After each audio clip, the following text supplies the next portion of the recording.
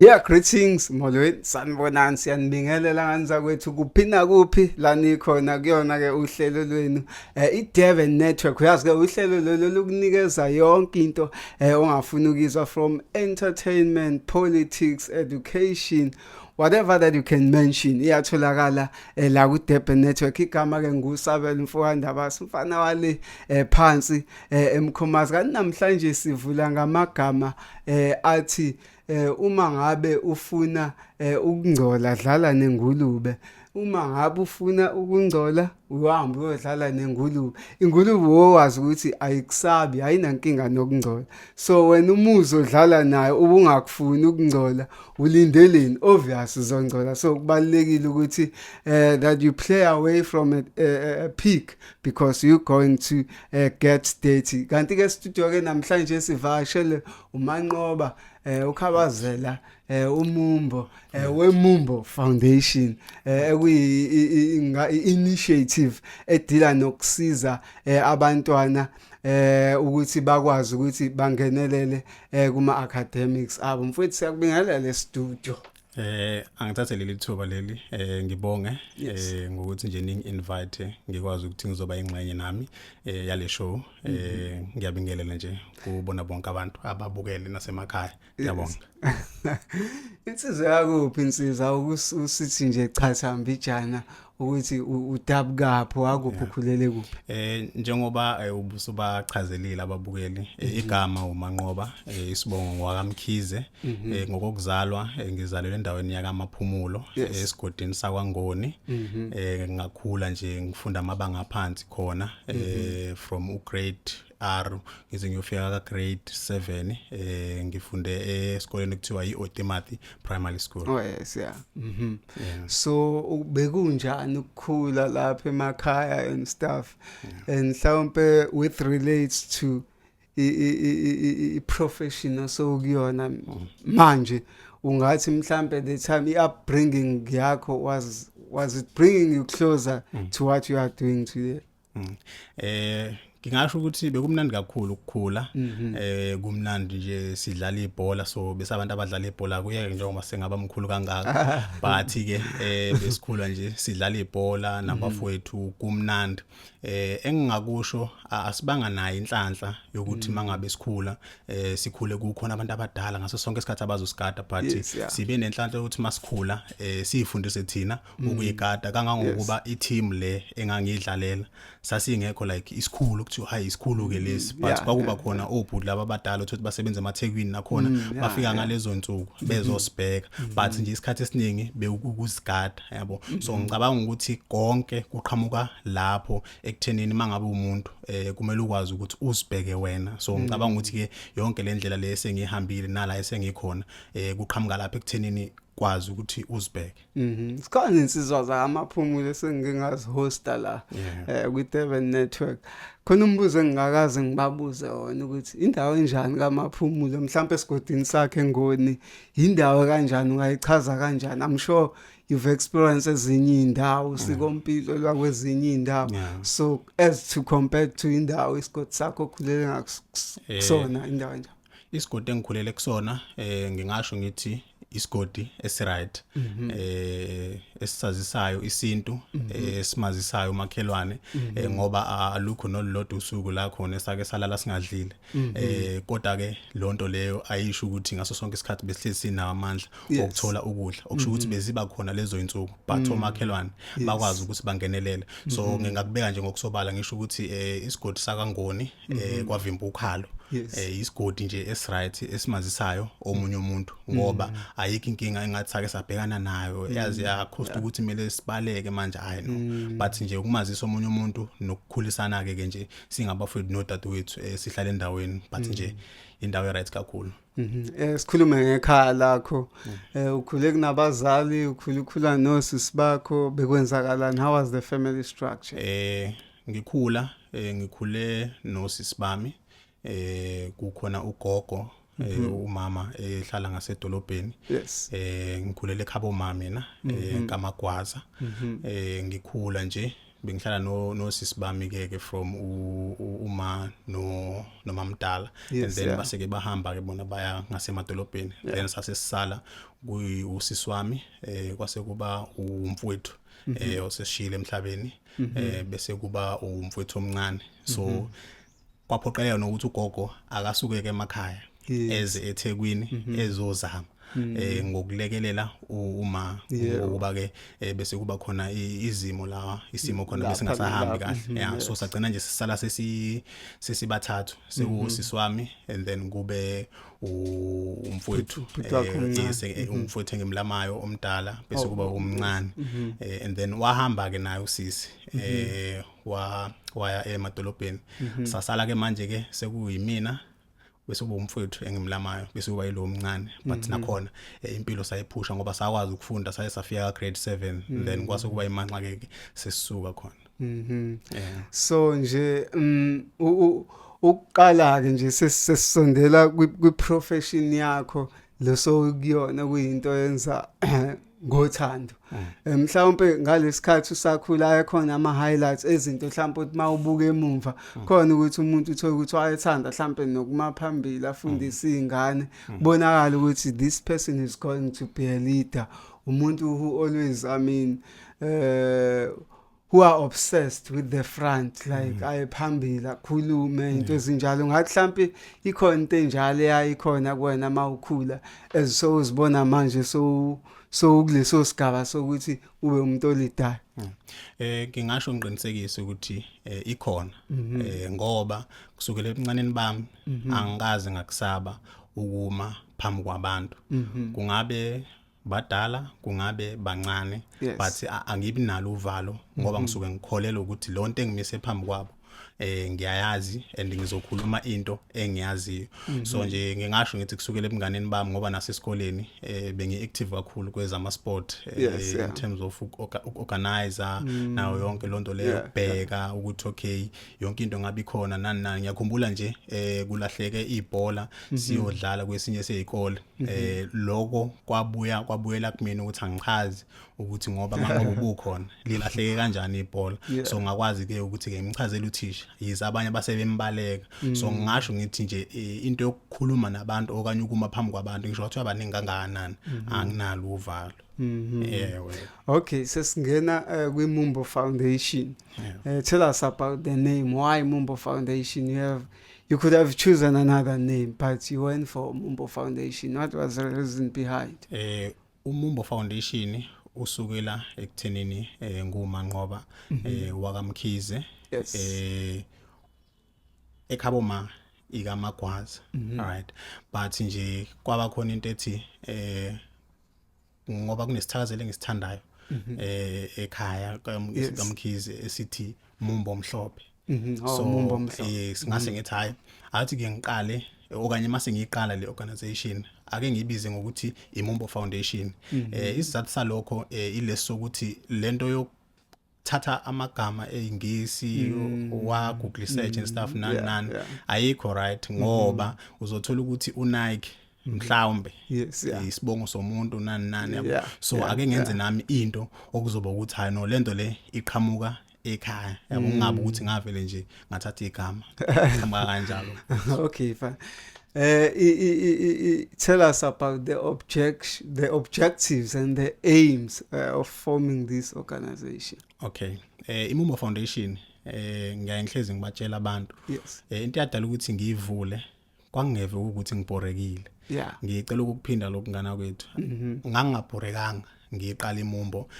ngaba ivictim kwezoku-applya ngiqeda isikole kwakusagcwaliswa iform leli la ka-CEO ngaba nenkinga yokuthi kwakukhona iChristmas behavior nje nga grade 12 yabo nganaki izinto nani but uyafunda wena jabulela ukuthi uyafunda so esikoleni ngangenza idrama so isifiso sami kwakuqhubeka ngenze idrama nase university so into eyenzeka kwaba ukuthi siyashaya isikhathi soku-applya mina ngisinakile yonke lonto then umngane nami oku Brian Linda Khumalo wangisiza ngokuthi anginikeze iform mangikhumbula kahle wathi mfowethu seke apply nali form asigcwalise yabo Yeah. ngoba wayazi ukuthi nginalo uthando lokuthi ngiqhubeke nedrama since sasenza nabo esikoleni nolelona nombuso baningi nje so into eyenzeka ngaligcwalisa lela form Yes. but ngoba ngangingenayo umuntu la eceleni kwami ongigayidayo ukuthi iprocess ihamba kanje nakanje mind you nami ngizayingane esikole uma ingane esikole uhlezi kunaloko nje yabo ngaligcwalisa iform ngabuya nalekhaya ngalithatha ngalifaka phansi kombhede Yes. onana manje likhona liproof yokuthi le program le ngayiqala ngoba nami ngibe ivictim yayo so kwashaya isikhathi bawahambisa abangani bami mina ngangalihambisi nganikwa imali ngayidla u250 iqiniso nje lihle so mangabe sengidlile babuyela kumina sebengibuza ukuthi mfowethu ubiziwe for ama auditions ngithi mina ama auditions ana duty mangabe wenza idrama ke uyaqala ubizwe for ama auditions yes yabo ngabatshela no bengingakabizwa yabo base bathi bona hayibo kanjani manje iform walihambisa ngathi mina cha ngathi mina ngisangakwazi ukulihambisa bathi bona hayi cha ngeke usakwazi yabo so ngaqala ngabona lapho ukuthi ngagaxela yabo bona sebeqalile vele yabo sebenza ama auditions esibili so vele sengiyakhubeka nje ngi-applya eUnisa kufanele ukuthi ngathini sengiyalahlela yabo kangangokuba bathe benza unyaka wabo from year 1 to year 4 e-DUT bengihlezi ngibavakashela njalo mangisuka eUnisa ngibavakashela because ngagcina ngithathiwe eUnisa ngithathelwe for i-teaching but behlezi ukuthi makunama shows ngibavakashela e-DUT so ila khona engabona ke ukuthi 2019 no angiqale le program ngoba umfundi waka matric uyadinga ukuthi kube khona umuntu ngemumva kwakhe ozomguide ukuthi sekuyisikhathi sokuapply manje apply kanje before apply kumele ubheke lokho kuningi esazokuthamunda nganza kwethu nawo manqoba umfoka Mkhize kodwa manje ake siye lapha entengisweni. In an ever-changing world, security is more important than ever. At Native Guards, we provide top-notch security solutions tailored to your unique needs. From corporate offices to residential properties, our highly trained team ensures your peace of mind. Professional, reliable, dedicated. Trust Native Guards for comprehensive security services. Contact us today for security you can trust. Call us now on 07840267112 or 067795555946. You can also email us on info@nativeguards.com. Our website is nativeguards.com, and you can visit us at our offices. The number is 2030 in Diaconia Center, Durban. Native Guards, your shield of safety.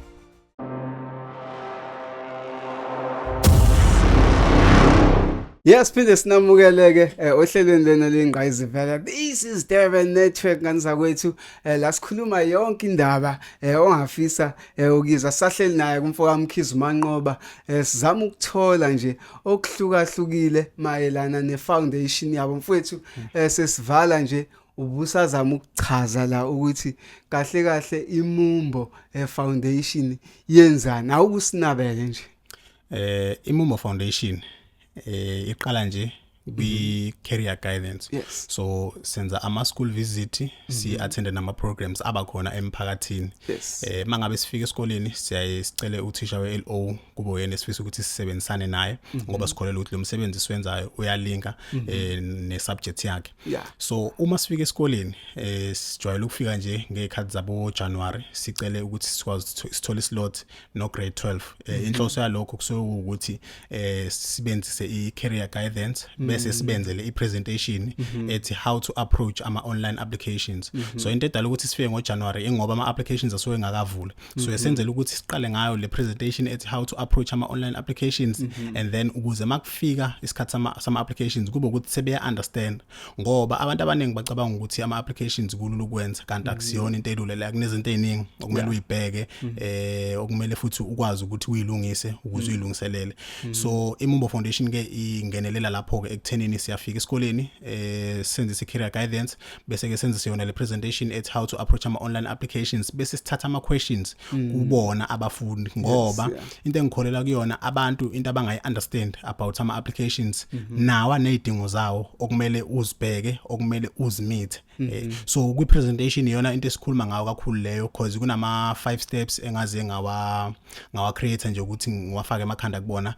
akhona mina ngiwabiza ngokuthi ama application steps oku plan, u research, you decide, you apply, then u follow up. So achaza from step number 1 size siyogcina ku follow up ukuthi abaleke kanjani ngoba abantu abaningi akusikhona ukuthi izikole abayitholi ngoba kuukuthi mhlamba bawamithanga ama requirements but ingoba bayi understand lento abayenzayo yabo abayi understand nento abayi applylayo. So iMumbo Foundation ingenelela lapho ke kuthenini sithi masiqala ngoJanuary sikunikeze understanding ukuthi how to approach ama online applications and yini okumele uyilindele njengoba usuthi ufuna uku-approach ama online applications. Mhlawumbe mfethu ngiyazi ukuthi ngidila nabantu abahlukahlukene, abantu basemakhaya, abantu basemalokishini, komplazi and everywhere for which labantu banama background ahlukile kunabantu all together abangayi understand into ekuthiwa i-application nje uzazela ukuthi uyafunda irrespective ukuthi usharp esikoleni or akekho sharp kodwa uthola ukuthi mase kuzentweni ze internet ze technology uyaqala shaya ke mhlawumbe umuntu okhule engenayo access ye phone into ezinjalo so agcine salele emuva. How do you deal with abantu abashodayo kakhulu ngolwazi lwezinto esayisebenza manje ze technology? So into eyenzeke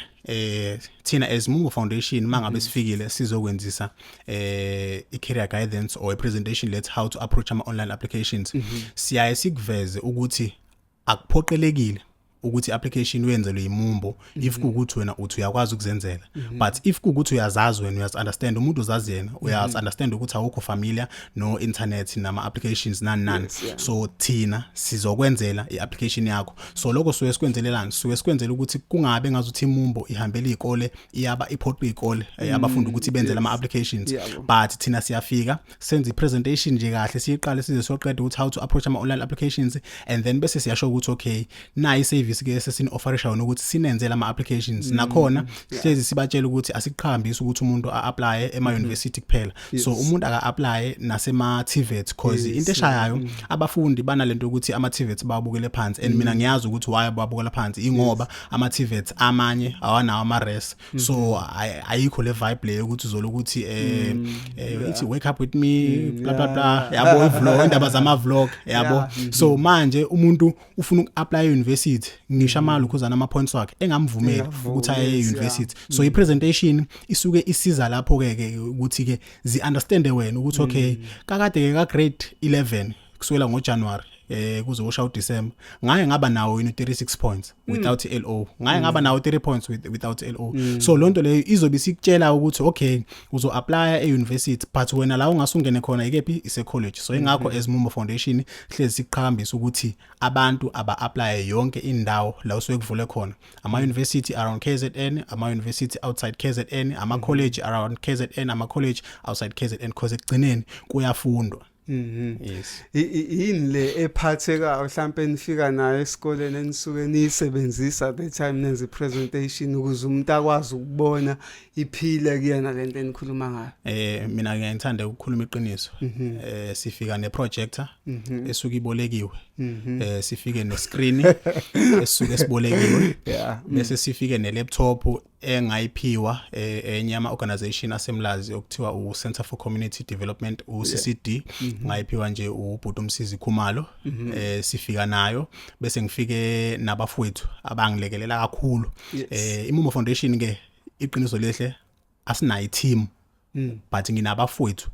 abangilekelelayo nabo abanezinto abazenzayo engingabala kubo oSiboniso Clive Mthembu okuyena umfowethu ongilekelela kakhulu ngokushutha kube uThabani uThe Peter Guy ongilekelela kakhulu nje ngezinto engisuke ngiyidinga mangabe siye ezikoleni bese kube umfowethu uMazi Zulu okuyena futhi ongilekelela kakhulu ngendaba zama paperwork bese kube uThoma Umluleki oVelani Magubane baningi oyamkela osamkeliswe uShaba abake bangisiza nabo so ngingasho nje ukuthi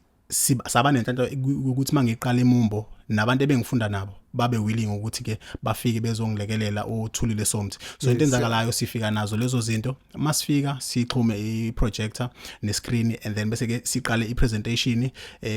sicele ukuthi okay wonke umuntu akafocus akhiphe ipen nephepha ukuze uzobhala phansi ozokudinga mina ngikholelwa ukuthi yonke into ekuleya presentation uma uyilalelisisile leyo presentation wase uyafunda uyaphasa ngeke ungasithola isikole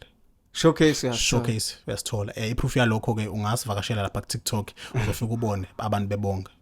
yes so bengisala lapho nje ukuthi since niqalile this journey I respond yabantu like how has it been like yo mfethu iyangithusa ngoba ngiqala nganginalokho ukuthi hey kaze ngizowathatha apha amandla ukuthi ngikholise but njengoba ngichazile ukuthi ngabafowethu nodadewethu abakwazi ukuthi bangilekelele isupport engiyithola ekhaya yakwazi ukuthi ifike la esikhona njengamanje but nje into engingayisho iyona leyo ukuthi with isupport yabafowethu ayi respond yinhle kakhulu ngoba baningi abantu sesibafakile kuma universities around KZN outside KZN nama college around KZN na outside KZN nongangenanga akusikona ukuthi mayifika kuthina siyasithi thina unowona abaningi wena obuyele eceleni but ngiyazama ukuthi ngimnikeze incazelo yes ukuthi okay ke njengoba ama results emi kanje unama options awu2 une option ukuthi uapply college bese ube ne option ukuthi uyo upgrade if ukuthi akafuni ke uku-upgrade sinika option ukuthi apply kephi e-college bese kuthi laba abangaphasanga because thina si accommodate wonke umuntu ophasile ongaphasanga sibachazele because abantwana bachazeliwe ukuthi khona into okuthiwa uNCV ema college uyini uNCV so naye lo muntu ongaphasanga but ongenalo uthando loku university ofuna ukuye college siyamtshela akaye college e-college khona into ebizwa ngokuthiwa yini uNCV obekelwe labantu othi bagcina ka grade 9 u grade 10 u grade 11 or bafika ka grade 12 base bengaphasi so ngingasho nje ngithi bakhona nabo futhi othola ukuthi babe ngaphasanga but sakwazi ukuthi sibasize bangene ema college okuyimanje bayafunda njengamanje and baqhubha kahle ingakho ke mangabe umuntu sesitholile isikole siyasicela ukuthi sicela senzele i-mini vlog echazayo nje ukuthi ubani igama isibongo eMumo Foundation yafika nini esikoleni and then right now usekiphi nempilo ufunda kephi ukuze uzokwazi ukuthi kubonakala ukuthi akusikona ukuthi siyafika and then bese ke senze presentation sibenzele ama applications bese ke kuba ukuthi ke sishiya kanjalo but siyakwazi ukuthi silandelele sicheck ukuthi okay ubani usekephi and ascam umuntu yabo so inhloso ye vlog ukuvezela abantu ukuthi asizona iscam but esikwenzayo siyakwazi siyakuthanda futhi yes mhlawumbe omunye umuntu angabuza ukuthi nine sponsor have you approached some sponsorship and stuff nikuphi in terms of mhlawumbe abantu who are willing to support the initiative ungizwa ngihleka ngana kwethu umfowethu lapha behind the camera ne ngithema ngimtshela manje sinyuka ama steps ukuthi sponsor sinaso wathuka yabo wathi hey ngibona ibranding mina iyinhle ingaka isponsor ngana kwethu asinaso asikaze futhi sabanaso lutho mfowethu kule program le engiranayo angikaze nganikezwa ngisho 5000 ukuthi ayinawo ubone eMumbo ukuthi wenze njani right so into enzakalayo injoba ngichaza ukuthi umsebenzi ubona umuhle kangaka abafowethu nodadewethu iMumbo Foundation ayilutho ngaphandle kwalabo abantu and ingakho ngihlezi ngithandaza ukuthi uNkulunkulu angisize ukuthi mangabe ngithola amandla ngingabakhohlwa yabo abafowethu ngoba ibona engikwazi ukuthi ngikhale kubona ngisheshe ngibuze ngosolo ukuthi wenzani asho ukuthi hayi no ngifree bese ngithi hayi ngicela sesikoleni esukuthi bakwazi ukuthi bangilekelele so ifunding asikaze sayithola but ke sike sazama eminyakeni edlule ngizamile nje kaningi namanje ngisazama but sekunaloko nje ukuthi hey yabo manje ngathi sengiyakhathala yabo because usenda ama emails feedback ungayitholi ufone kuthiwa sobuyela kuwena but nje ukukhuluma nje iqiniso ngithanda ukubonga kakhulu umfowethu usiboniso uClive wakamthembu okuyena okwazi ukuthi anikele ngeensiza kusebenza zakhe ama camera in terms of ukushootha izithombe nokwenza ama video ngoba ngikholela ukuthi iMumbo Foundation ila ikhona akusikona ukuthi ngiyahamba ngimemezela ngayo but ipower ye social media kwi social media angiposti inoma yini but ngiposta into esuke ishuthiwe ngecamera yamfowethu yabo so kubalekile ukuthi ke ngikuveze ukuthi ngiyabonga kakhulu nje kumfowethu ngokuthi akwazi ukuthi angilekelele angadikibali ngiyacela ukuthi ngiyaqhubeke njalo kuyoze kuhlangane bese ngiphinde futhi ngicele le video mawukuthi iyofinyelela kumuntu oyosifanda ngiyacela because ama funders anakho lokho ukuthi mhlambe uma efika usebenzisana nomuntu bese afike athi wona hayi nangu cameraman wethu lo wakho hayi akatrainwanga ithina asimazi so sicela usebenzise lo ngiyacela nje ukuthi ukuthi mangabe befika bezosifanda kungabe ukuthi bayangiphazamisa nabafowethu nodadewethu engisebenzisana nabo ngiyacela ukuthi bakwazi ukuthi basivumele sisebenzisane nabo ngoba angifisi ukuthi ngelinye ilanga kube ukuthi ngathi abafowethu ngibalahlile especially nje umfowethu lo okuyena ongishuthelayo ngiyafisa nje ukuthi nje bangangihlukanisi naye abanye abantu sekunento ethi manje isikhathi esiningi approacha ama private institution rather than mhlawumbe ama public institution njenganama government bodies and stuff. Mhlawumbe wena oxhasweni osukulizama uyawusebenziseni kakhulu ama private businesses noma usuke uncenca ngapha kuhulumeni. Engingakusho nje ngiqala ngala kuhulumeni ngoba ngiqala iorganization ngangazi ukuthi hayi uhulumeni uyawafunda ama organization yabo not knowing ukuthi hey nakhona akudlalwa yabo but ke sengiyazama yabo ubungamazi ubani ngiyothola lutho yabo but ke language yakho yabo but ngiyazama ngizama yonke indawo ku government ngiphinde ngizame nangala kuma private but ke ngingasho ngithi ngokubuka indlela imumbo esekhule ngayo akusekho kude phambili akusekho kude phambili bathi unyawo alinampumulo liyohamba luzilinyathele la khona ifanda yemumbo ikwazi ukuthi isifande kuloyo nyaka ikhave nayo yonke leminyaka le besibhekene nenkinga ngoba abantu kune pressure engigcina ngiyithola yokuthi abantu bacabanga ukuthi nginemali yabo imumbo isimumbi siyenza imali ngomsebenzi omuhle engwenzelwa umfowethu usibonisa uClive kaMthembu engenzela ngothando umfowethu ngokubona naye ukuthi lento engiyenzayo ngelinye ilanga izokwazi ukuthi ibe right njengoba ebonile nje umfowethu naye in terms of ama pictures mungena nje kwi page le Mumbo Foundation on Facebook uvela ufika usho ukuthi I know labantu laba bane funding yini umfowethu umsebenzi indlela angenzela ngayo muhle kakhulu so mina okwami suke sekuthi ke ngiposte ngibhale nokunye but nje in terms of ukushootha nokwenza ama video ingane yakwethu yangisiza nje kakhulu umfowethu ngiyabonga sibonge kulensiza mfethu ngizokubuyisela emumva kancane abantu endila nabo especially ama matriculants abantu abaphansi kwengcindezi with a lot of things besimanga besuke crosser le ndawo yokusuka ngale sikoleni uya evarsity varsity or whatever kunempilo zasemareze ezihlukahlukene you know peer pressure inkulu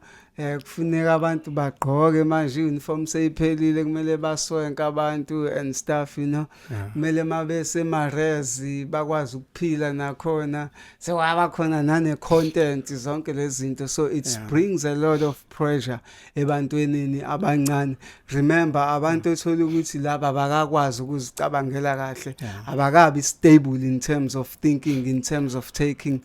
decisive decisions and stuff you know so umbuzo uthi nina nidila kanjani mhlambe kukhona yini la kwi presentation yenu nizama mhlambe ukubalungisa nalapho ukuthi hey lani yakhona akudlala zilungiseleleni mina mfowethu bayazi angikuliswanga ngokuncengo lokho nje ngihlezi ngikubeka phambili ngikhuliswe ngokutshelwa ukuthi moya lapha uzophoseka emgodini so bangangifakazela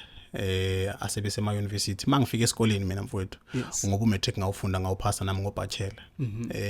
before nje ngiqala ipresentation ngiyaye ngithi ngicela umnyango ungavalwa lo mnyango into edala ukuthi ngicela ukuthi ungavalwa ingoba ngenzela ukuthi ola ngaphakathi ozozwa phakathi naye presentation ukuthi hayi lento le angidingi mina ngeke ngisize ngalutho asukume aphume ahambe yabo ngaphandle ukuthi nje asiphazamise bese kuthi ongaphandle obeyitshela ukuthi akayidingi le information oseza ukuthi uyayidinga akwazi ukungena ukuze lokungena kwakhe late mangabe segaxele kube ukuthi uyokhumbula ukuthi safika early thina yena wangena late so ipresentation mfowethu icover konke ngokubanikeza iunderstanding ngicabanga ukuthi leyo section leyo ingena ku step number 2 kuma application steps oku research so masikhuluma about research siyasibatshela ukuthi 1 research about i-course ofuna ukuyenza nokuthi ufuna ukuyenza kephi number 2 researcher phela nange university or I college lo ufuna ukuya kuyona ukuthi inamapha ama advantages nama disadvantages ngihlezi ngibenzela imizekelo ukuthi kunama universities okwaziwayo nje ukuthi maqala unyaka hlezi kuzoba khona strike so if umuntu olalelile kwi presentation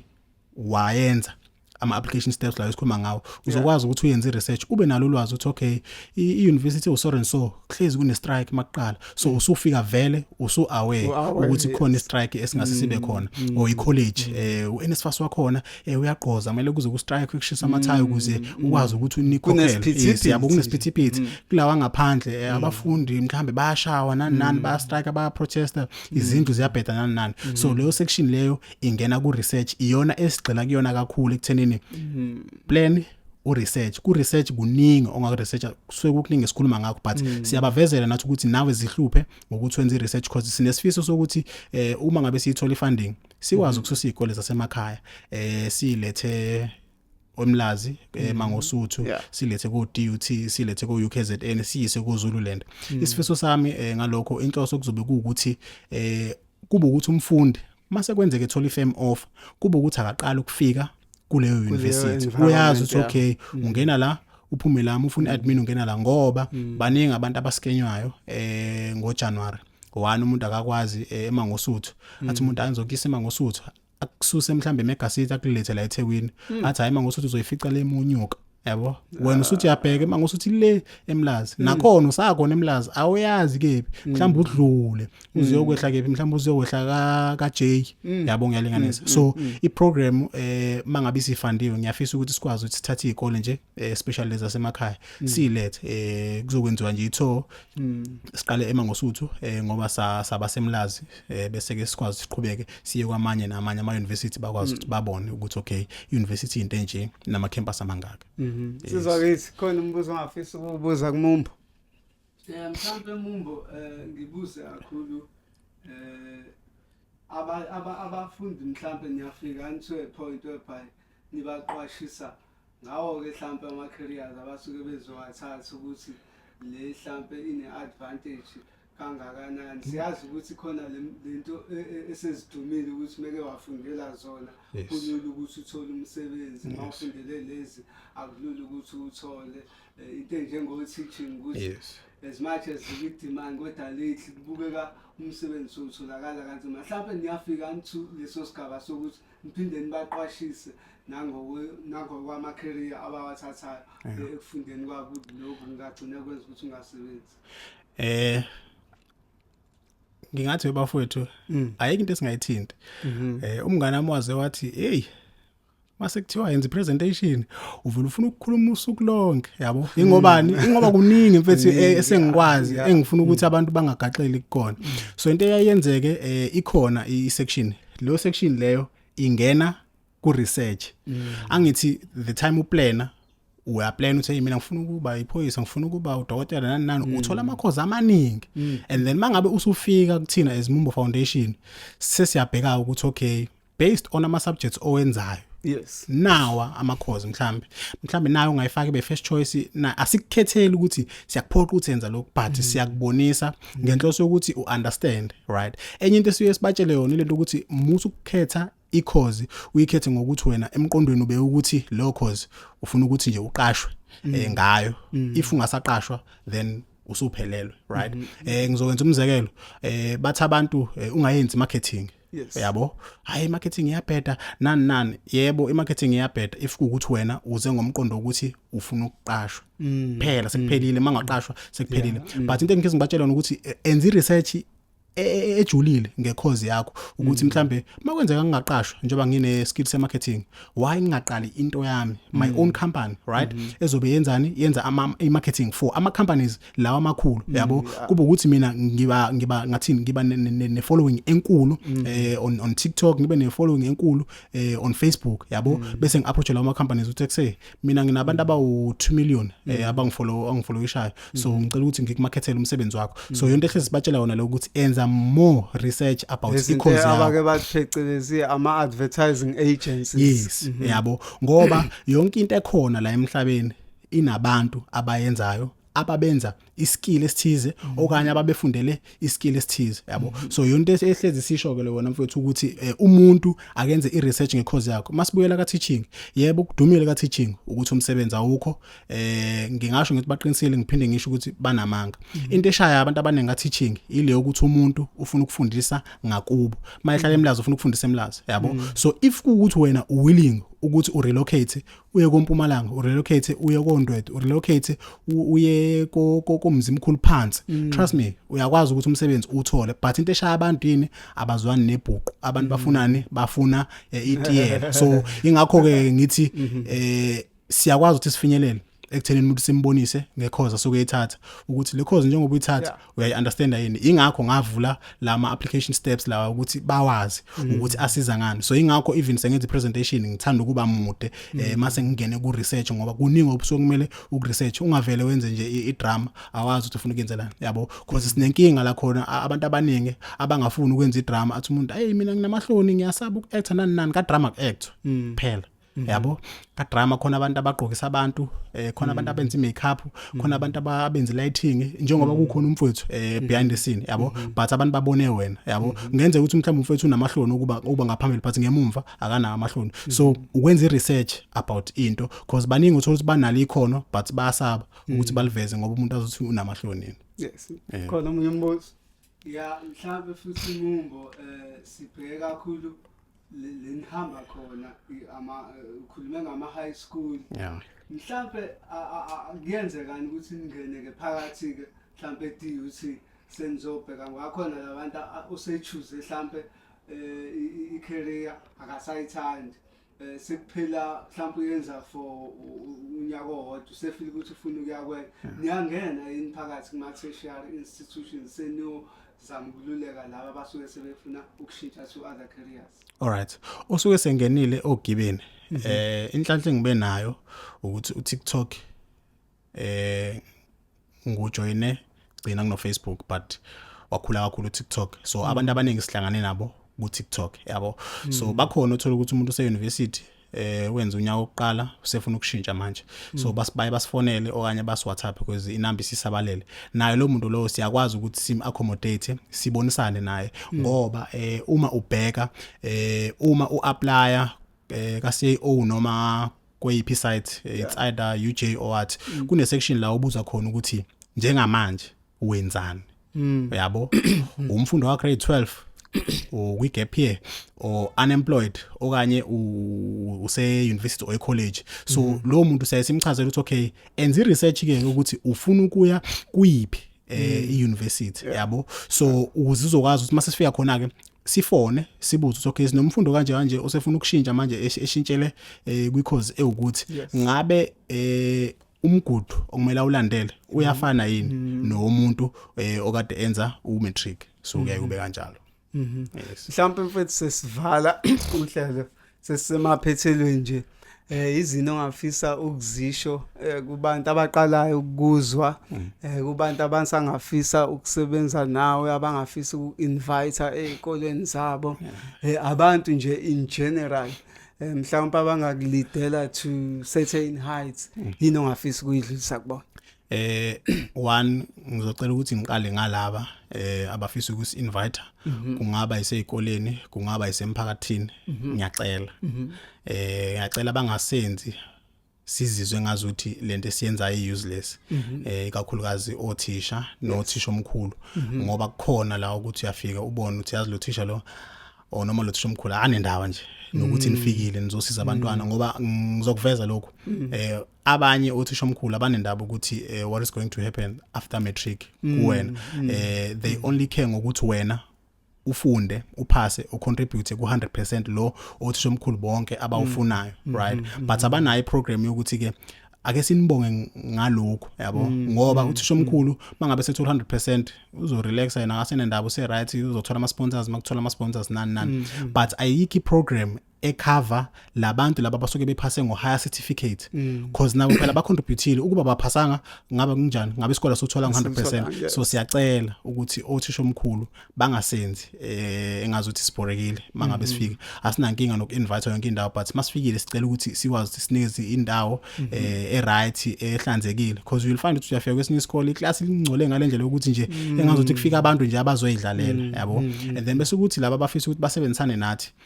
mina ngumuntu okuthandayo ukusebenza nanombani angisiyena umuntu othanda ukuhlala eoffice ngithanda ukuba kwi ground mina so ngihlezi ngiwilling into engingakwazi ukuyenza bangangifakazela nabo futhi ngihamba nabo angikwazi ukulandela umuntu ngemumva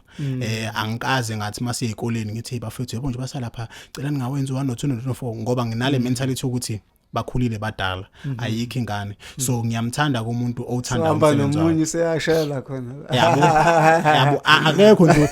kubafethu akekho umuntu engaye ngathi mina bafethu masifika lapha ngiyacela ngingashayeli ingane zesikole because ngiyazi ukuthi bayazi yabo ukuthi lonto leyo izogcilela phansi ini igama leli khuzana le Mumbo Foundation so ingakho ngiyaye ngithi asinankinga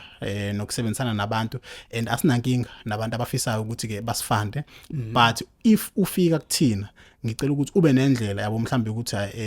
usibonise ukuthi okay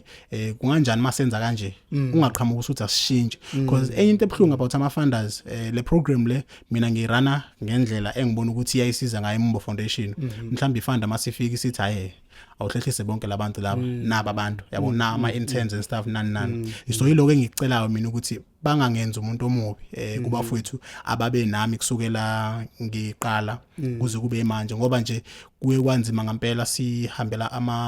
career exhibition yase South Coast bese invite u Department of Education we uku I program iqale mhla ka10 yaze uphela mhla 14 February 10 February to 14 February kunzima ukusuka eMlazi thola transport uye ubuya ngiphinde ngibonge kakhulu nje umfowethu usithembiso wami Khizo kuye nongisiza kakhulu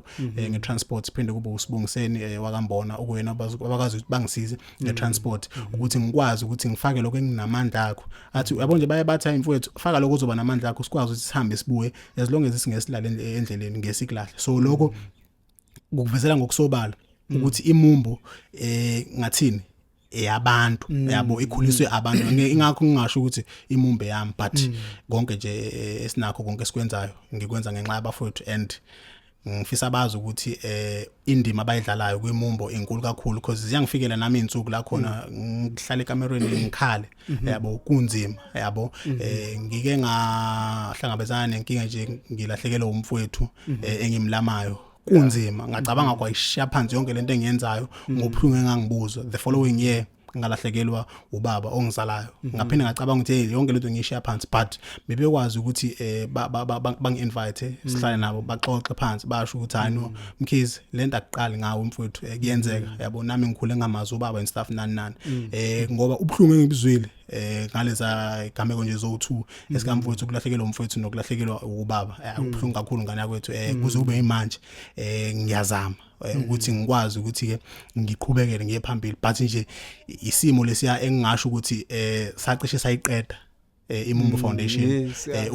ukube anginabo abafundi abantu abakusekela engihlala nabo nje especially la engihlala khona bakwazi ukuthi bathi hayi mfowethu qina idolo yabo siyakubona ukuthi kunzima kangakanani so ingakho ngeke ngithi kubalekile ukwazana nabantu because khona umunye nje wangisendela imessage wathi Khabazela ngiyazi ukuthi kubhlungu and ayikho imessage engakusendela yona engakwenza ukuthi ube right into engakutshela yona ukuthi qina yabo so ingakho ngizwa mangikhuluma ngilo ngibonga kakhulu abafowethu ngoba izimo esengidlule kuzona azikhulula but ngesupport nje ingakho ngingafuni ukufihla lokho ukuthi iMumbo ayinayo i-team okuthiwa nje hayi i-team ukeke le kusayiniwe emoyo nani but ikhuliswa abafowethu abangisurroundile ngoba ngisho ngakuthiwa ngiyawa bayakwazi ukuthi bathi hayi nomfowethu mina nginakho lokho okuncane yabo asigibele sihambe siye khona so nje ngiyabonga kakhulu newethu nikeza abantu ama details akho lapha kuma socials alright ku Facebook uMumbo Foundation SA bese kuthi ku Instagram Mumbo Foundation SA bese kuthi ku TikTok uMumbo Foundation SA bese kuthi ke inombolo yocingo u062 781 0723 062 0781 0723 bese ngicela bandla ngihlezi ngicela ke mina mfowethu abantu ngicela baye ukungisendela hi bese bathule ngisendela hi bese uhlale phezulu kwendaba yabo ngoba ungisendela hi wodwa anguphenduli no anguphenduli hi mfethu yabo vele uthi hi uhlale phezulu kwendaba mfethu ngoba musa azothi hi unjani ulindele meeting uzothi njani ngizoshona nini mfethu ama message maningi kakhulu so nje ngiyacela nje ukuthi ungisendela i-message uthi hi uhlale phezulu kwendaba ngiyabonga mfethu sesivala kanjalo kuhlelo lweni kwengane zakwethu this is Devon Network besihleli naye ke umfuka Mkhize la weMumbo Foundation uManqoba sibonga kakhulu insizwa yethu sivashele studio kubonga mina bafowethu ngethuba ngiyacela nje ukuthi nani inkosi inisingathe ukwazi ukuthi ukhulu umsebenzi baye bethi izandla ziyagezana ngikholela ukuthi njengoba ngila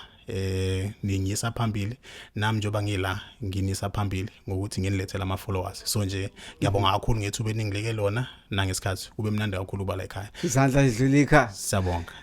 siyalivala ke uhlelo lwenu enilithanda kakhulu ke ningakhohlwa ukusubscribe lapha ya ku YouTube niye nalapha ku TikTok comment do everything follow Facebook Instagram X sikhona kuzona zonke lezo ndawo siyacela ukuthi ngane zakwethu niye in numbers really appreciate everybody who has been interacting with us lapha kuma socials wethu it's Devon Network uhlelo lwenu enilithanda kakhulu ningakhohlwa ukuthi kule weekend esiyakuyona sikhona lapha kwi Mother of all Maskandi music abafisa ke ukusibona nokuthi ba interact nathi live bazosithola ke khona lapha yana